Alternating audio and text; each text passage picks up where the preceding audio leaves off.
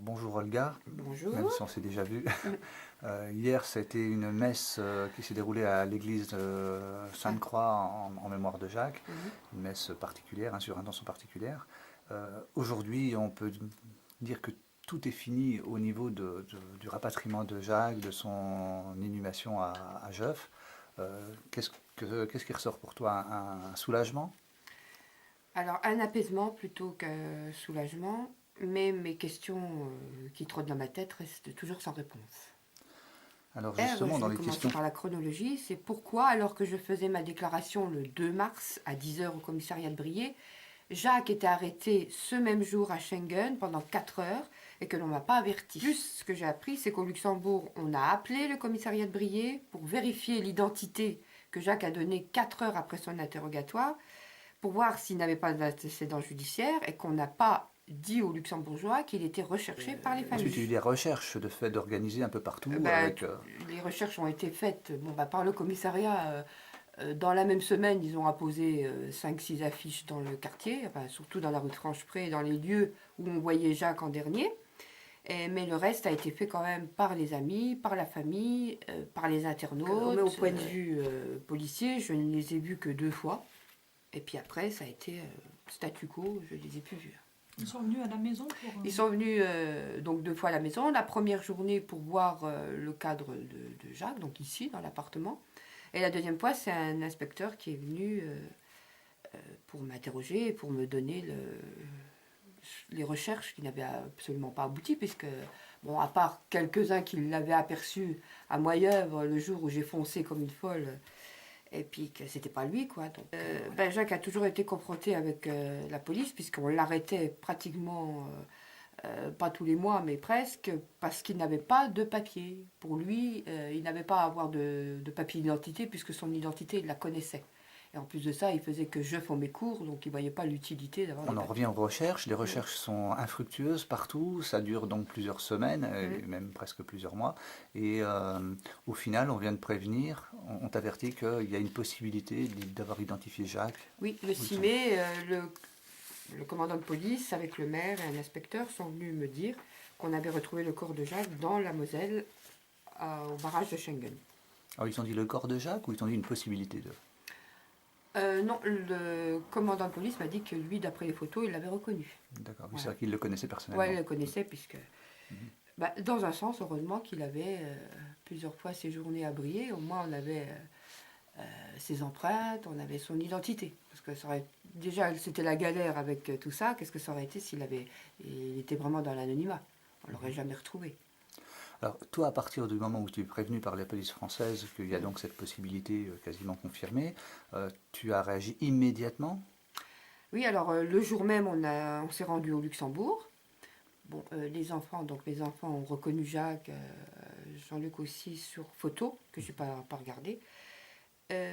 Puis ensuite, je me suis rendue la semaine d'après pour les prises, pour la recherche ADN, pour confirmer.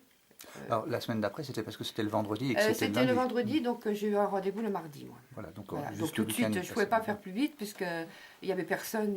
D'accord. C'était une des démarches, puisque l'ADN permet d'ôter l'anonymat. D'accord, donc tu avais déjà une certitude que c'était lui, Bah, quasiment. puisque les photos, les frères, frères et sœurs, le frère et la sœur, et puis Jean-Luc l'avait reconnu sur photo, donc je pouvais quand même pas ne pas les croire, quoi. D'accord. Donc ça, c'est les premières démarches pour arriver donc à lever l'anonymat déjà de Jacques, Voilà. et ensuite rapatrier le corps. Mais apparemment, il y a eu quelques difficultés aussi avec les Alors, autorités luxembourgeoises. la levée d'anonymat permet d'avoir un acte de décès.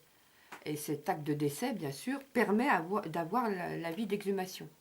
Mais là, il y a un fonctionnaire qui a dérapé, qui a fait, bien sûr, les résultats d'ADN, mais qui a fait la levée d'anonymat, mais qui n'a pas envoyé les papiers pour l'exhumation. Donc il y a eu encore 10 jours de perdu.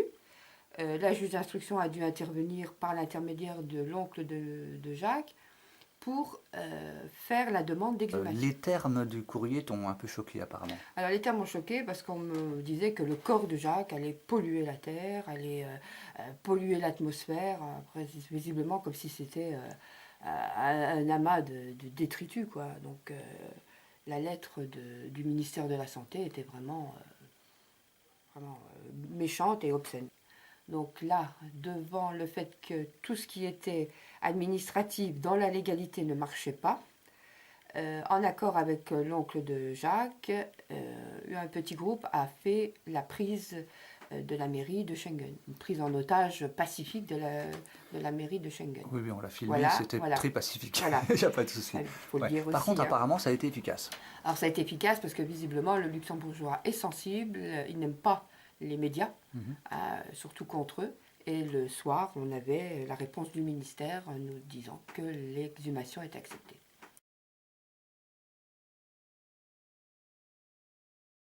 C'est pour ça qu'ils avaient refusé. Dans l'incertitude, ne connaissant pas les démarches, ils ont préféré dire non. Et là, entre parenthèses, ça a été pratiquement une leçon de choses de voir l'exhumation.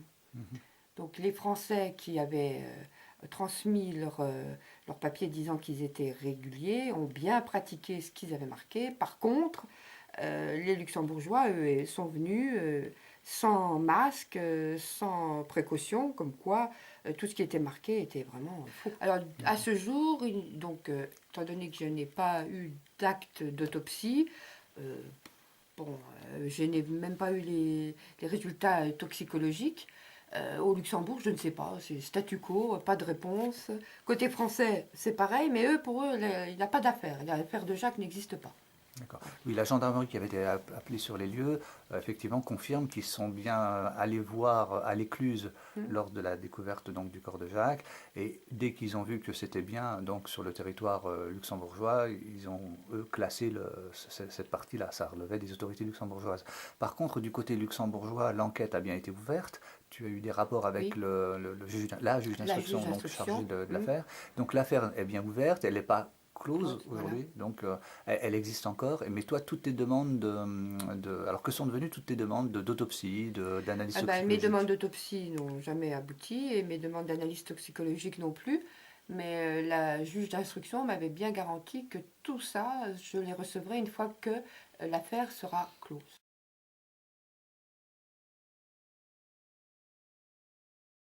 Alors ça peut prendre un certain temps, j'imagine. Bah oui, mais comme je ne connais pas les délais et que je n'ai pas de réponse, eh ben je reste là, dans l'incertitude. Voilà, j'attends. De toute façon, depuis le 28 février, je vais commencer à être la dame qui attend.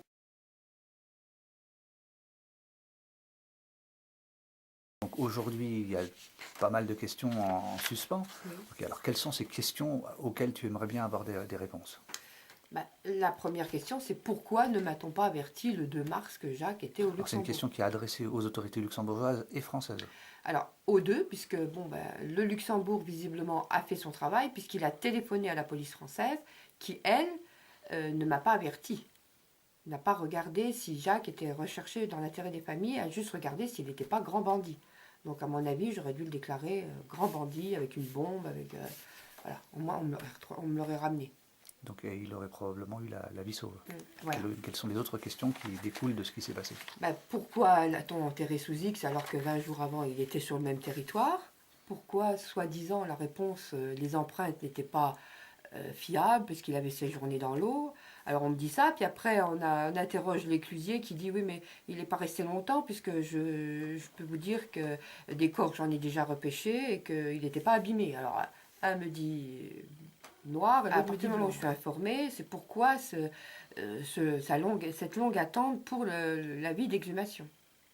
Est-ce que tu as l'impression qu'il y a eu... Parce que beaucoup de gens ont imaginé les plus folles hypothèses à ce sujet-là. Étant donné qu'on n'avait pas de réponse, on s'est posé la question, est-ce que c'est une garde à vue qui a mal tourné? Est-ce qu'il a été poussé dans l'eau?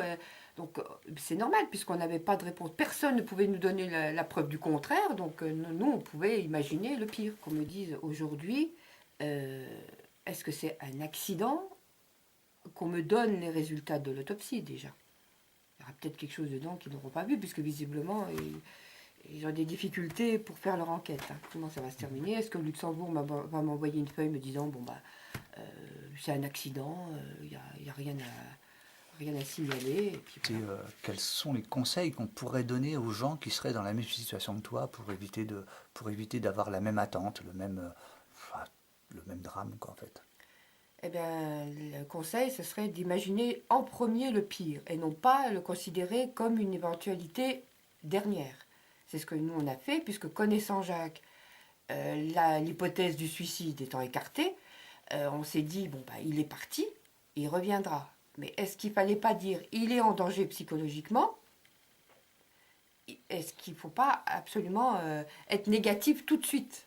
Puisque la preuve est que si j'avais dit, bon, bah, il est en danger psychologique, il est en danger pour lui-même, il a peut-être une arme, il va peut-être faire un attentat, est-ce que la partie négative n'aurait pas été la bonne solution pour retrouver retrouver Jacques en vie? On a vu que quelquefois on va retrouver une gamine de 16 ans chez sa copine, chez qui elle aura passé la nuit sans prévenir ses parents, et on aura déclenché toutes les recherches pour ça, et de l'autre côté, effectivement, on peut retrouver un corps découpé même en morceaux, ou brûlé, enfin, l'actualité est assez pleine de ce genre d'éléments. Donc il y a toujours la balance entre le fait de déclencher des secours pour rien et le fait de le déclencher pour quelque chose. Oui, mais il vaut mieux déclencher du discours pour rien et retrouver la personne vivante que de positiver et de le retrouver dans la Moselle. Mais la première chose, c'est qu'on se dit, bon, bah, les autorités policières vont m'aider. Donc on va directement au commissariat de police. On fait une demande pour la recherche de la personne qui a disparu.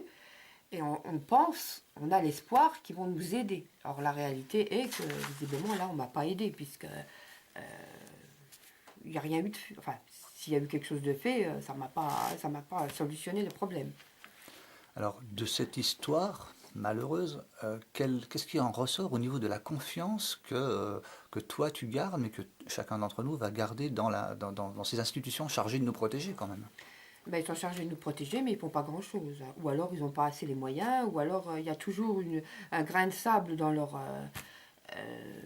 machine qui fait que bon, bah, ça n'avance pas. Mais la machine judiciaire qui aurait dû être activée tout de suite n'a pas été faite.